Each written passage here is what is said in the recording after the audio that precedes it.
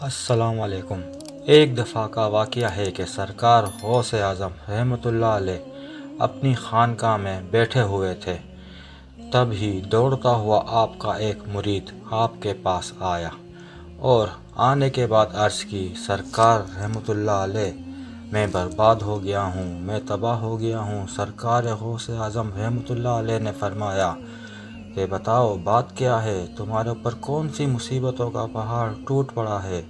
تو اس مرید نے عرض کیا کہ سرکار، میری عزت کا جنازہ نکل گیا ہے، میری آبرو برباد ہو گئی ہے، میں لٹ گیا ہوں۔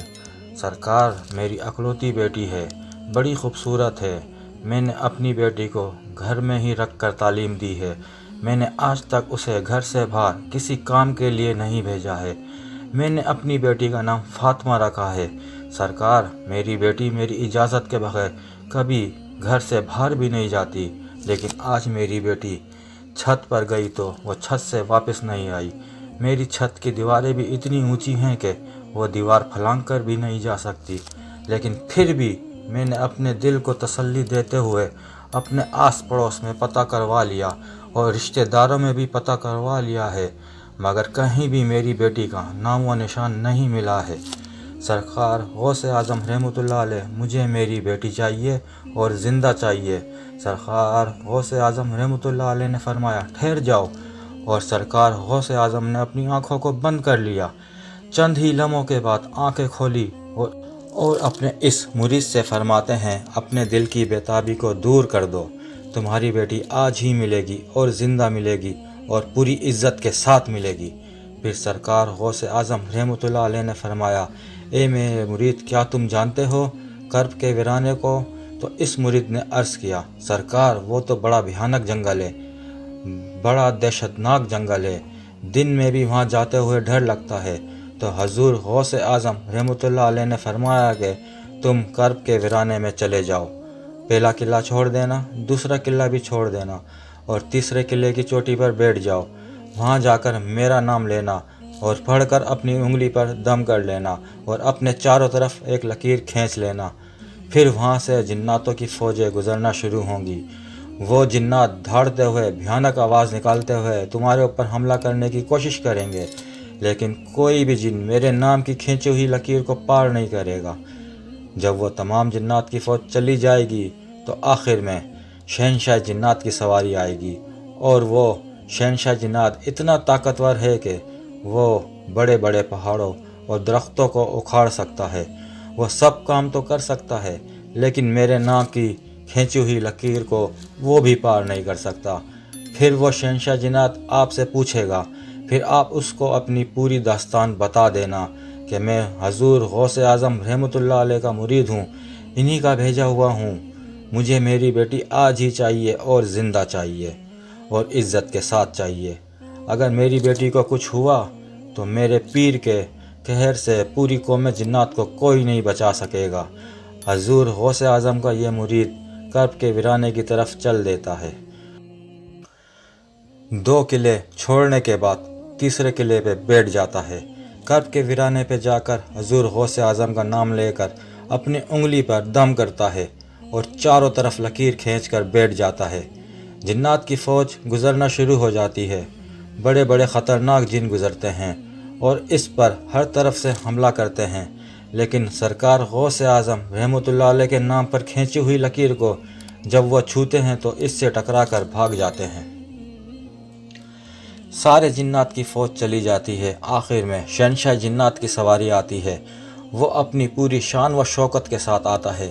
جب اس نے راستے میں ایک انسان کو بیٹھا ہوا دیکھا تو شیر کی طرح دھاڑتا ہوا اور ہاتھی کی طرح چنگھاڑتا ہوا اپنی پوری قوت کے ساتھ اس مرید پر حملہ کرنے کے لیے لپکا، لیکن جیسے ہی حضور غوث اعظم رحمۃ اللہ علیہ کے نام پر کھینچی ہوئی لکیر سے ٹکرایا، وہیں پر گھٹنے ٹیک کر بیٹھ گیا اور اس سے پوچھتا ہے کہ تم کون ہو اور کہاں سے آئے ہو، بات کیا ہے؟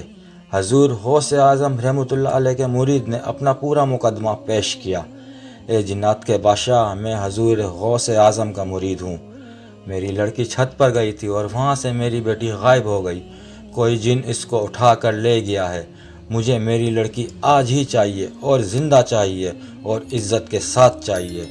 جب شہنشاہ جنات نے حضور غوث اعظم رحمۃ اللہ علیہ کا نام سنا تو اپنی فوج کو واپس بلایا اور واپس بلانے کے بعد کہا کہ یہ حضور غوث اعظم رحمۃ اللہ کا مرید ہے، اس کی بیٹی غائب ہو گئی ہے، کوئی جن اسے اٹھا کر لے گیا ہے، تم پوری دنیا کے کونے کونے میں پھیل جاؤ، سمندر کی گہرائیوں میں اتر جاؤ، کنویں کی گہرائیوں میں اتر جاؤ، پہاڑوں میں ویرانوں میں تلاش کرو، جنگلوں میں تلاش کرو، آبادی میں تلاش کرو، جیسے بھی ہو اس لڑکی کو لے کر آنا، اور جو جن اس لڑکی کو لے گیا ہے اس کو بھی لے کر آنا۔ پوری جنات کی فوج چل دیتی ہے، مگر شہنشاہ جنات نے پھر ان لوگوں کو واپس بلایا اور بلانے کے بعد کہا کہ آ کر یہ مت کہہ دینا کہ لڑکی ہمیں نہیں ملی ہے، اس لیے کہ اگر لڑکی جنات کے پاس نہ ہوتی تو حضور غوث اعظم رحمۃ اللہ علیہ اپنے مرید کو میرے پاس کبھی نہیں بھیجتے۔ ساری کی ساری جنات کی فوج سمندروں کی تہہ میں، کھنڈروں میں، آبادی میں، ویرانوں میں، جنگلوں میں، پہاڑوں میں لڑکی کو تلاش کرنا شروع کر دیتے ہیں۔ بہت ہی مشکل کے بعد جو جن اس لڑکی کو لے گیا تھا اس کو اور اس لڑکی کو شہنشاہ جنات کے پاس لے جاتے ہیں۔ ان جنات نے کہا کہ اے شہنشاہ جنات، ہم نے اسے بڑی مشکل سے تلاش کیا ہے۔ شہنشاہ جنات نے اس جن سے کہا کہ تیری ہمت کیسے ہوئی؟ کیا تجھے پتہ نہیں کہ حضور غوث اعظم رحمۃ اللہ علیہ کون ہیں؟ تجھے ان کے شہر سے لڑکی لے جاتے ہوئے ڈر نہیں لگا؟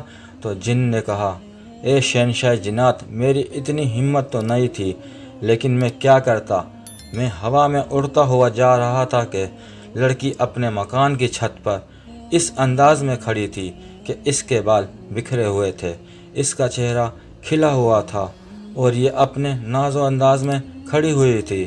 شہنشاہ جنات نے کہا کہ تم نے پوری قوم جنات کو خطرے میں ڈال دیا ہے۔